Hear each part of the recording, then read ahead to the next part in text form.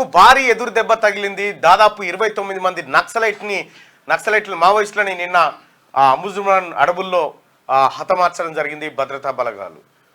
ఇది మావోయిస్టులకు ఇటీవల కాలంలో భారీ నష్టంగా చెప్పొచ్చు. 2008 నుంచి కొంత నక్సల్స్ పైన భారీ దాడులు జరిగినాయి, దాదాపు ఒక 5-6.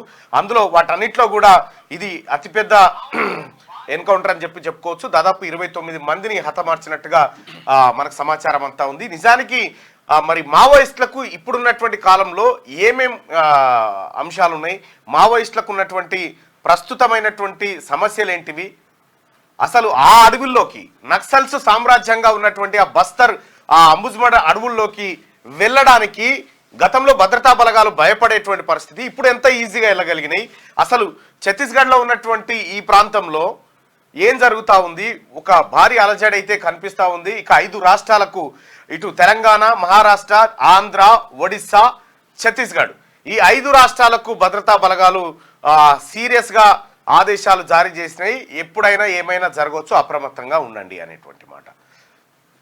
దీంతో కూంబింగ్ నిర్వహించినట్టుగా తెలుస్తూ ఉంది. భారీ సంఖ్యలో ప్రాణ నష్టం వాటిల్లింది. ఇక ఇటు భద్రతా బలగాల వైపు ఒక 2 పోలీస్ అధికారులకు కూడా గాయాలైనట్టుగా తెలుస్తూ ఉంది. వాళ్ళని ప్రత్యేక హెలికాప్టర్లో రాయ్పూర్కు తరలించినట్టుగా తెలుస్తూ ఉంది. మొత్తానికైతే తెలంగాణ రాష్ట్రం, అటు ఛత్తీస్గఢ్ రాష్ట్రం, ఇటు ఏపీ, ఇటు మహారాష్ట్ర, ఈ అన్ని కూడా ఒక్కసారిగా ఉలిక్కి పడ్డాయి మావోయిస్టుల పైన జరిగినటువంటి భారీ దాడి తర్వాత.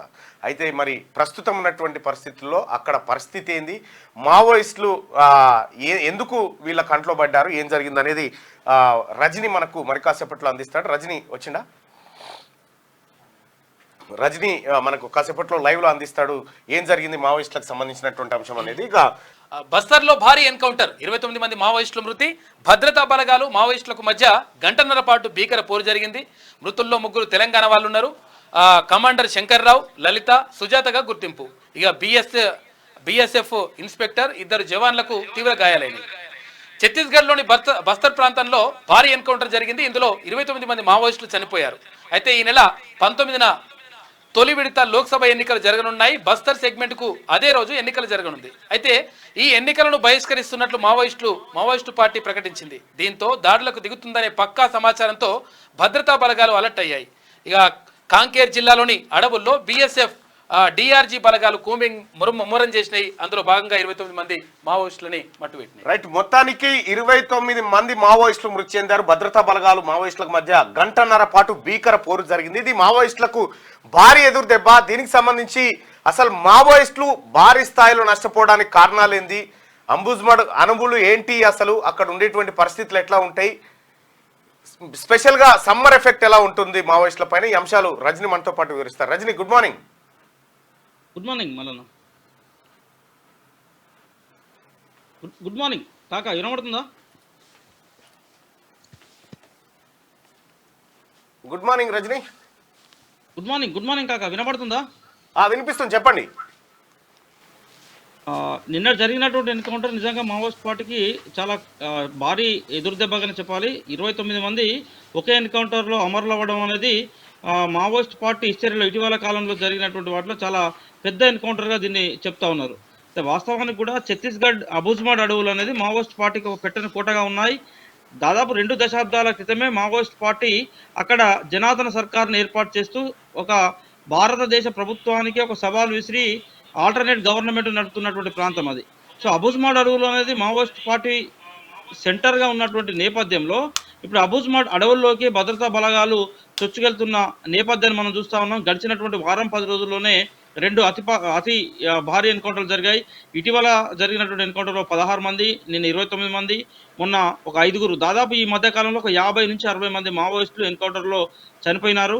సో ఈ ఎన్కౌంటర్ నేపథ్యంలో వాస్తవానికి కూడా ఎండాకాలం అంతా కూడా మావోయిస్ట్ పార్టీకి సంబంధించినటువంటి నాయకులంతా కూడా రాబోయేటువంటి 6 నెలల కాలానికి కావాల్సినటువంటి నిత్యావసర వస్తువులు కానీ, ఇతర సామాగ్రి కానీ, లేదా పార్టీకి అవసరమైనటువంటి ఫండింగ్ కానీ ఈ కార్యక్రమాలు చేస్తూ ఉంటారు.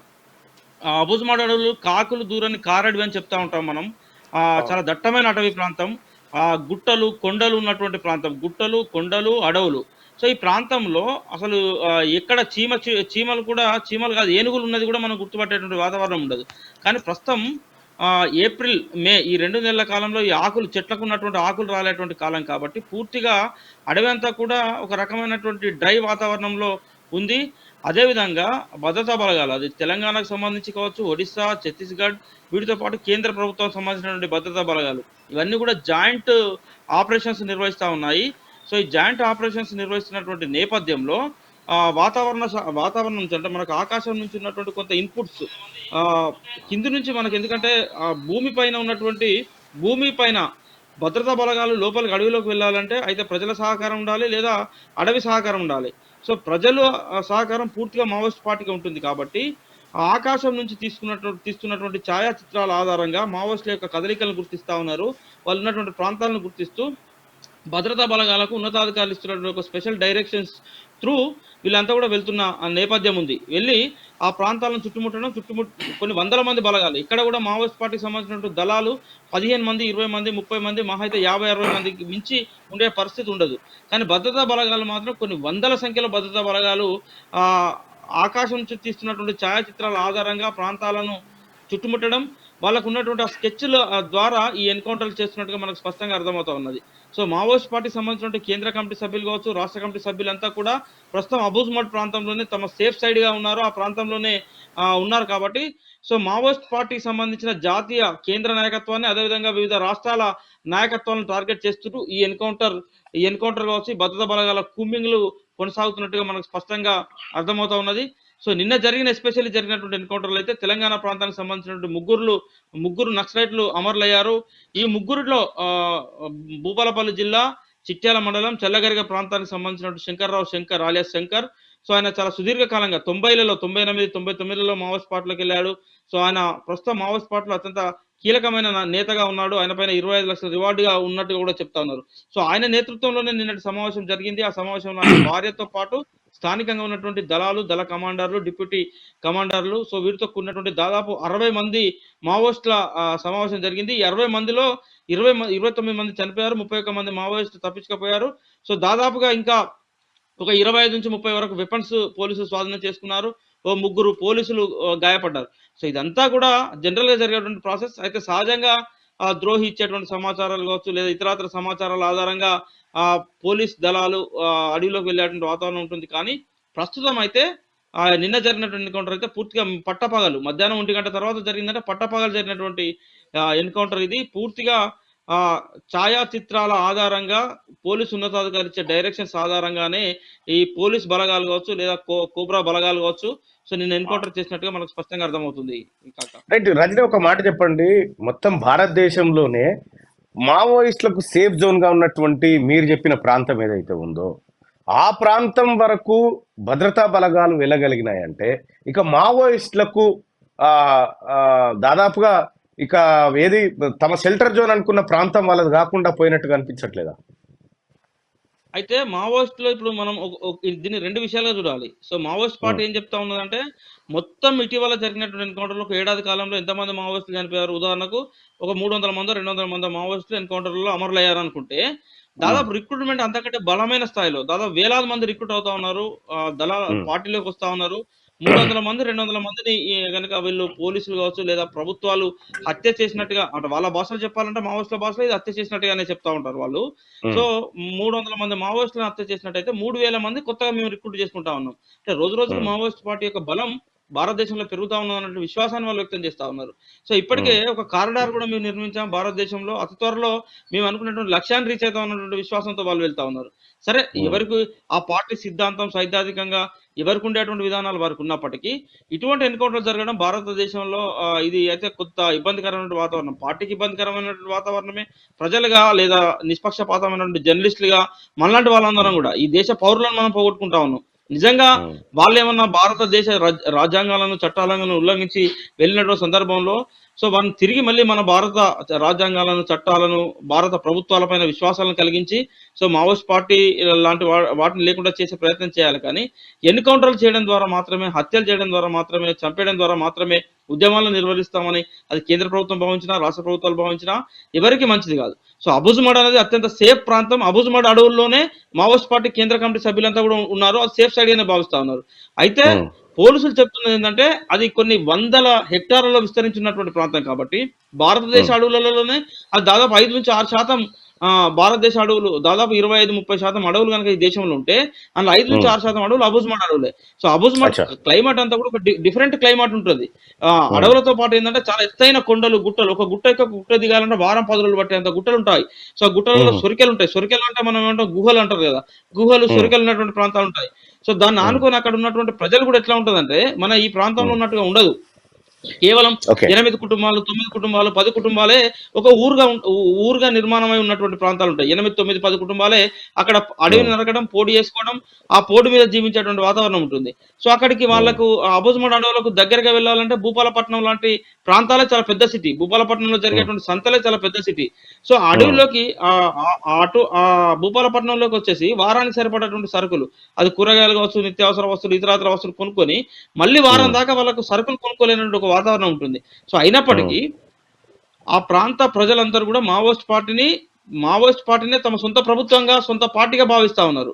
సో భారతదేశ ప్రభుత్వాన్ని కావచ్చు, ఛత్తీస్గఢ్ ప్రభుత్వాన్ని వాళ్ళు ద్రోహులుగా ఫీల్ అవుతా ఉన్నారు. కాబట్టి ప్రజల మద్దతు ఉన్నంత కాలం మావోయిస్ట్ పార్టీ బ్రతుకుంటుంది అనేది పార్టీ యొక్క విశ్వాసం, మావోయిస్ట్ పార్టీ యొక్క విశ్వాసం.